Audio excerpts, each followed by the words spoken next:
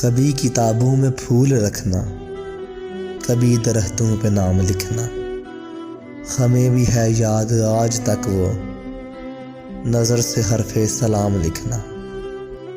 وہ چاند چہرے، وہ بہکی باتیں، سلگتے دن تھے مہکتی راتیں، وہ چھوٹے چھوٹے سے کاغذوں پر محبتوں کے پیام لکھنا، گلاب چہروں سے دل لگانا، وہ چپکے چپکے نظر ملانا، وہ آرزوؤں کے خواب بننا، وہ قصہ ناتمام لکھنا۔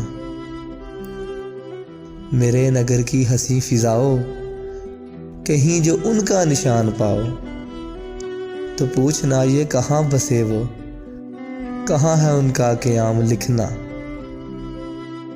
کھلی فضاؤں میں سانس لینا بس ہے اب تو، گھٹن ہے ایسی کہ چاروں جانب شجر کھڑے ہیں، صلیب صورت تمام لکھنا۔